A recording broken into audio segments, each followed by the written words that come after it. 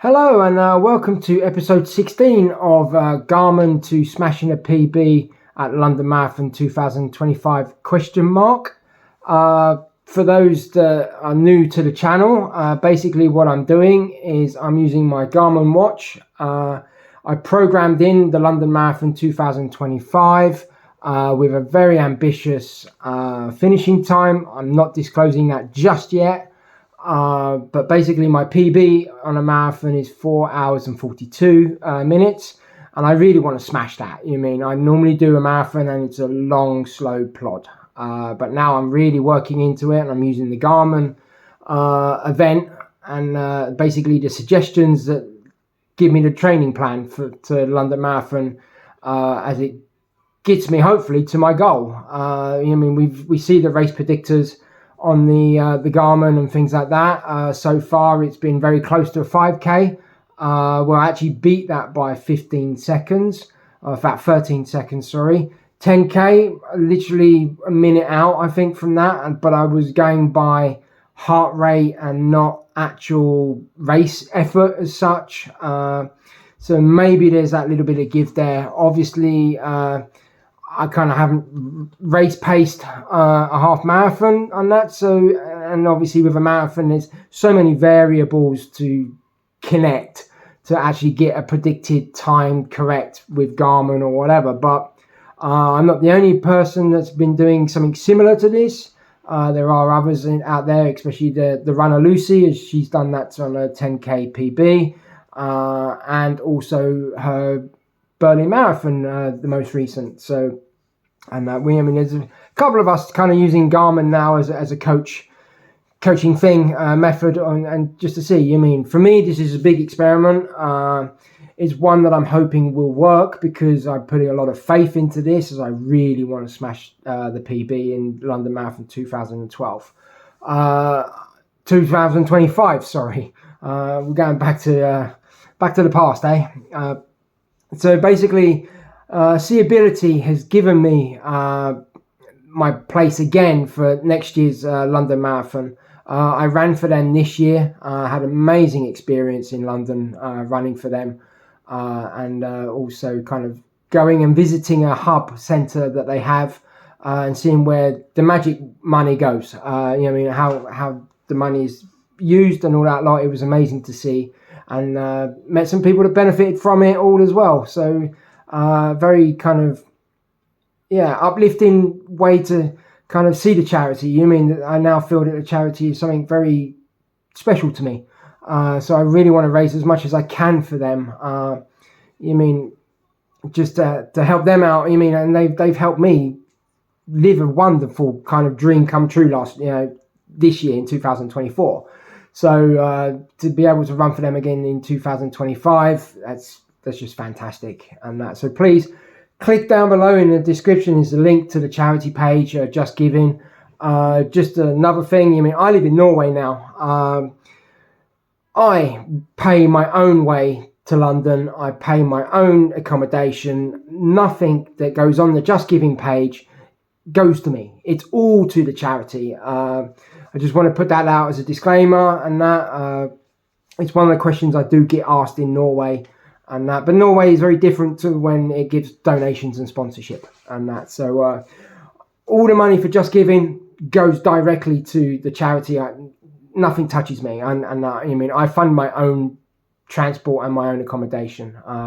So please donate what you can when you can, and just keep donating. Really, thank you so much for those who have. And so on with the running. It's been an eventful week. Obviously, we had the snow last weekend, and I did some runs in that. And also, on Monday, it gave me another kind of sprint session anaerobic. It did change from a threshold. There's been a few changes this week, but I managed to live with them. And that, so but we'll get on to that as we go through the week. And that, so the sprint session on Monday was 3 times 3. 15-second intervals, 3:10 pace, and that kilometer pace. I can't gauge the pace still very much on these kind of short sprint-ish ones. I averaged 3:07 kilometer pace, so that's quick. If you mean for me, it was sprinting. You mean I know I got to get better on these and that, because ideally what I want is to get more of the intervals at the same kind of pacing. And you mean I went from 2:53, I think, to 3:26 was my worst. So it is difficult to judge in there. You mean most of the runs were quicker. You mean as I averaged 3:07, so I was obviously overcooking it a bit too much. But still, you mean it gets your anaerobic going, so hopefully that will help out longer in the future. But obviously that does mean that because I'm overcooking it, my recovery time is a little bit extended, and that. But it wasn't too bad, because obviously Tuesday is my my normal rest day, and that on the running, and that. So I kind of take that into account. And I guess that's why Garmin tries to push me onto a bit more of a bigger run on a Monday, just because I had that rest on the Tuesday, and that. So Tuesday was just completely rest, nothing happening there. Wednesday is where things started to change, and it was a bit different this time. It went from a base run of 39 minutes to a 1 hour and 1 minute. So it went up, but it also said that this is due to signs of fatigue. So something kind of went a little bit haywire. And that, so if it's showing signs of fatigue, it should go down, which it normally does. And but this one decided to go up another 20 minutes. And but I had arranged to meet a friend that's kind of just got back into running a little bit, and I wanted to kind of take them out on a slow run. And even with me, I know that a lot of my runs are a little bit too quick, so I thought having a friend come out with me, we can go low, a bit slower and things like that. But if you mean, and see what felt comfortable and that. So as we were going along, I knew that 1 hour and 1 minute was not going to happen. But we'd kind of planned the 39, but it was a conversational pace run, chatting all the way through, gentle. I kept making sure that she was okay and all of that lot. So we just went along, and that. So we ended up doing 53 minutes, and we did 7.5 kilometers, and I called it at that point. I said 7.5, that'll do us. That's great.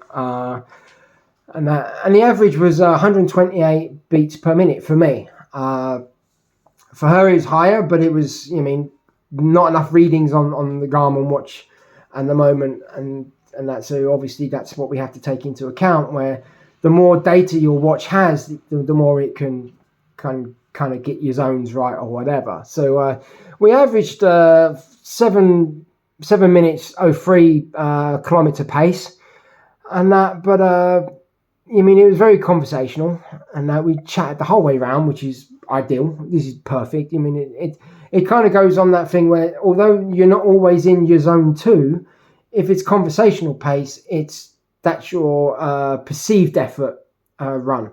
So if you can talk for 53 minutes running, then you're in a good zone there. So but so that was a great run, and it kind of went in between both of what was planned originally, and then bumped it up, and it was good progress for her as well, to show her what she could do, and but still feel comfortable. There was no heavy breathing or nothing. It was just a nice gentle effort for both of us, and hopefully that's a good sign for her later on when she carries on with her running, and I look forward to seeing her on the kind of social medias of running, and just following her journey, and that. So it's running is such a social thing for me in that sense. I love talking about running, hence why I do these videos. So it's nice to be out with someone to do a run, and that. So with that Thursday, because maybe I don't really know. things overcooked a little bit, but it didn't really overcook because I did less than what it changed to. It put me on a recovery run. And because I had such a good low heart rate run on the Wednesday, I actually decided, let's do this. Normally I take the active recovery and maybe do some stretches and things like that. But I actually went out because I also wanted to make sure I maintained a good amount of kilometers for the week. And because when I do my sprint session on the Monday, there was a lot of walking in between the intervals bits, and because there's a 3-minute recovery between those sprints, and so there's a lot of walking to get the heart rate down. So it's not like in my head the right distance or running and all that lot that I wanted in motion. So I did do the recovery run. It was 41 minutes. I did. The average was 128 beats per minute again. So yeah, the pace was kind of 7:08, so just a little bit slower than the Wednesday run. But I did 5.75 kilometers, and it was, like I said, it's just a recovery run. It was just nice to get out, do a slow run, and actually see that I could do that. Because normally, like I say, I don't do the recovery runs because normally they're not. If I'm trying to do a recovery run where I live, because I did this run in Centrum, in the city centre, it's flatter. If I try and do a recovery run where I live, it's hilly. So I'm not going to get that low heartbeat as I go up the hill unless I walk it. And then, yes, there is a kind of thing about it, but it's still done on your heart rate. So, but I do believe there's a little bit of running form and things like that. So I don't like to walk so much during a run as such. So, and obviously there's hill endurance we can learn and we can build on that. So that's where we go on that. So I did that run, and it was a great little run, just to get out and do that. So, and just keep ticking over on the mileage really. And so then on the Friday we hit a threshold session. And so after work, I come home. It's an evening that I had with my kids, and that. So I set their dinner right, and then I went out. It was raining. It was windy. The weather's not been fantastic, and I basically did a 10-minute warm up, 16 minutes at 164 beats per minute as the threshold session, and then a 10-minute cool down after that. The 10-minute warm-up, gentle jog, 138 kind of beats per minute supposed to be, and then the cool down the same. I'm not really so worried about the bits and bobs in that run, but it's the threshold that counts, and then the 16 minutes. So over that, I kind of did 3.41 kilometers, and that is a pace of 4:42 kilometers per minute, and that, or per minute per kilometer, and that is higher or quicker than my lactate threshold. So that is a pace I can't sustain for longer periods. So to be honest, to have it up there for 16 minutes, perfect. And I know that I was probably quicker, and I slowed down a little bit as we went along, but it was great to kind of get that in. And that's where it counts, the threshold. It was tough, it was wet, it was raining. It's uncomfortable, but that is what we're doing. We are trying to be mentally tough enough to be comfortable being uncomfortable, and that is what the threshold does for me. And I kind of love it. I love to see where I can push and that. And I look forward to them going forward. It's quicker than I need to be, so that's also a benefit as well, and all that lot. So on the overall distance of that one, on that session, it was 6 minutes. 6.27 kilometers, and basically a great threshold, and that. So I really enjoyed getting that, and obviously kind of just seeing the progress on that. Getting better. I haven't had a long session like that for quite a while, I don't think. I mean, it's always been cut down onto little bits, so like 6 minutes there, with a break, then another 6 and another 6. So to get a nice, stack of minutes together, that was pretty good. I really did enjoy that one. So we start the weekend. I mean, obviously we did the threshold on the Friday, and that it kind of put me on a base run on the Saturday. I kind of expected that. Just a 39-minute normal run, and that we spoke about so many times. And so I averaged 148. It's not 148. I averaged 140 beats per minute. So it was like 2 over what I'm supposed to be. We know that's kind of normal for me, especially in the hilly areas. I covered 6.39 kilometers at a pace of 6:13, and so that was just ticking over on a base run. Just a normal run now these days. We've done 16 episodes. My base runs. It's how it is now. Don't want to get too much in the hustle and bustle of all of that now. As we progress, and that just want to keep things fresh for you guys. And so that was just Saturday, easy, just normal run, and that. So go to bed Saturday night, normal.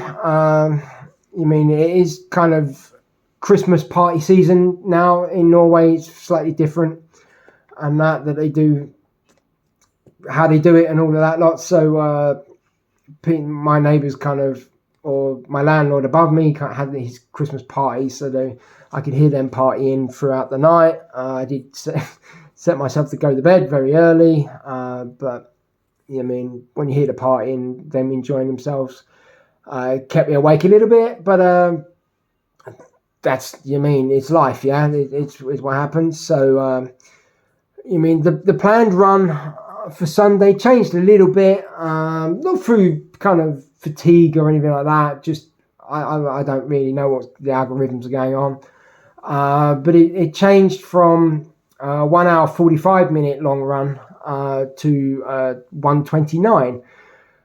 But I had already arranged to meet another person from a group that I follow on Strava and on Facebook, Loddefjord Løperne, which is a local running club. And that I say running club, it's just people, friends or people to get together and run. So I put a message out saying, does anyone want to fancy doing a run on Sunday?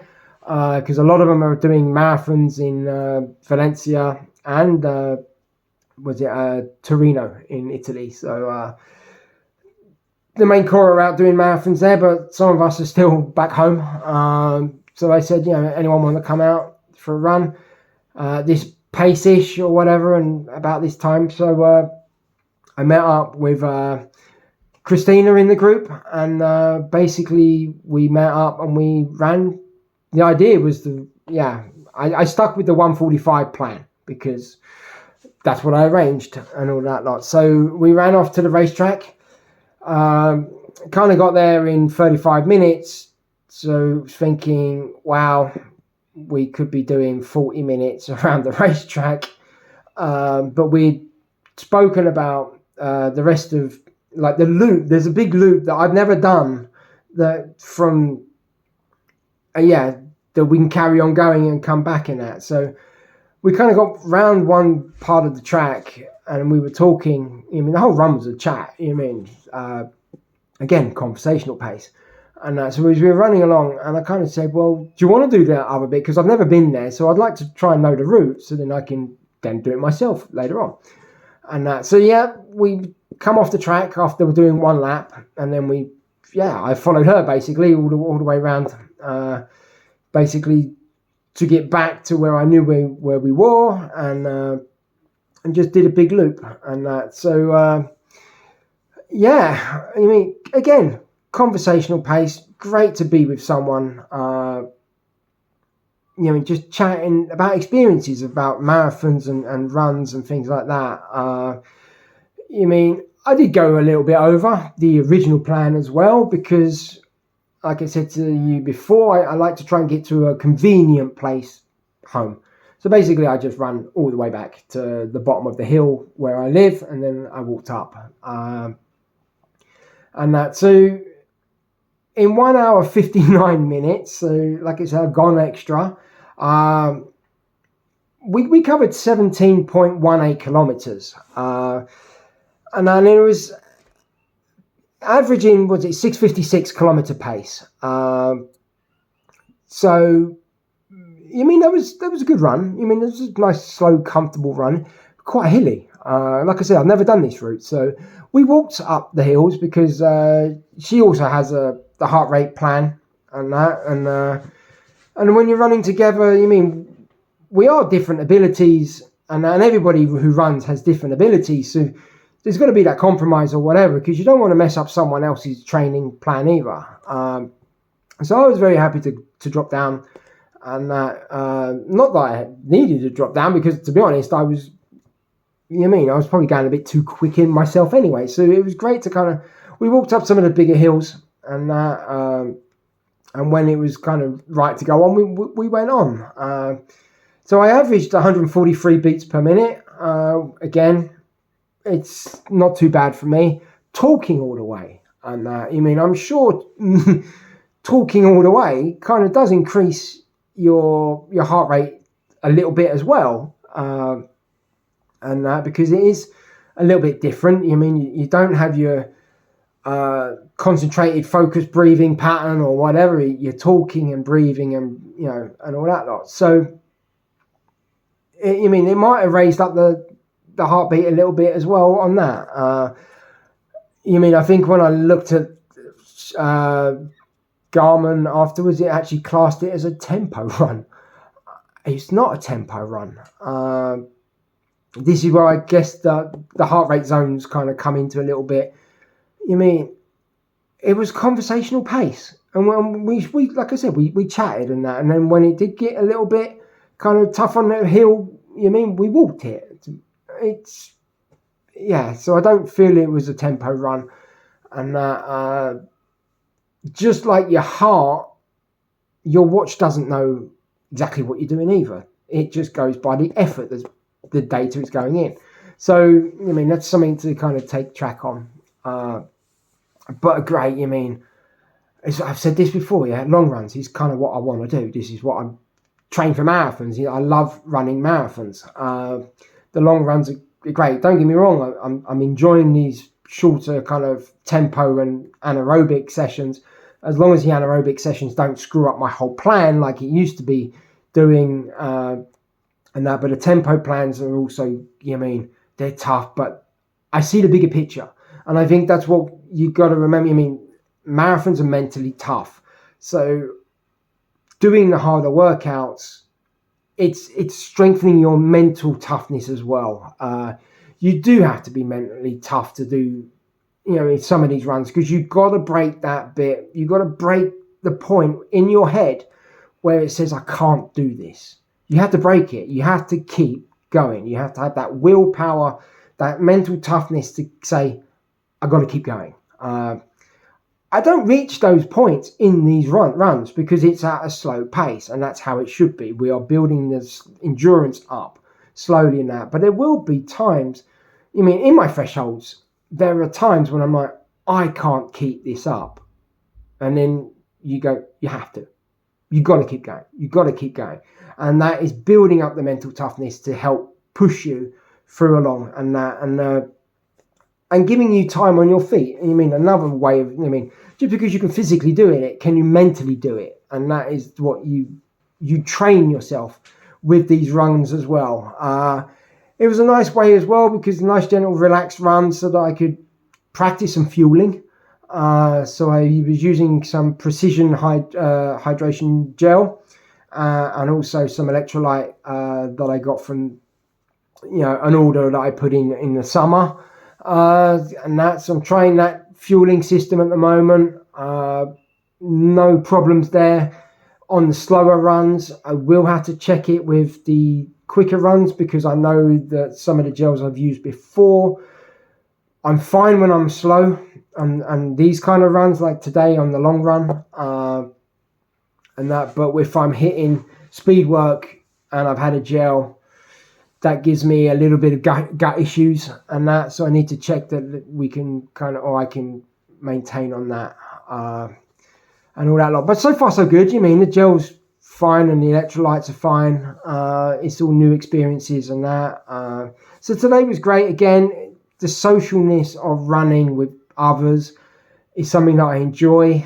I just don't get a lot of chance to do that because I am following a training plan that does get quite rigid sometimes, but I need, and I can't come off of it as such. So then I open out who wants to do this, and then I see if anybody likes to join, and that's what happened today. So that was fantastic to have some company, and I learned a new route, which will be very beneficial when I carry on, obviously, progress and that. So that was the end of the running week, and I actually covered 51.47 kilometers this week. It's kind of where I want to be, and it's double the amount I was on this time last year. This is the time of year it did start slowly going upwards, and that last year, but I'm still in the building phase of the training. The base phase, and that.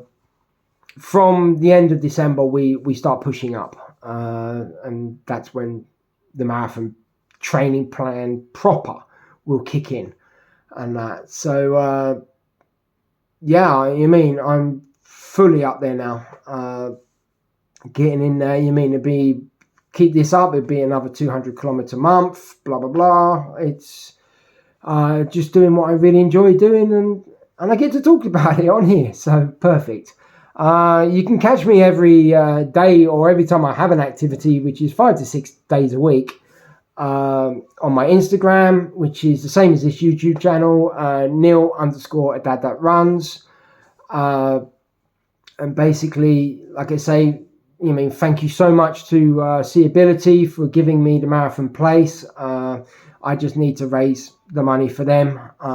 So please help me by clicking on the link below and donating what you can when you can, and all that lot. So we'll leave it there.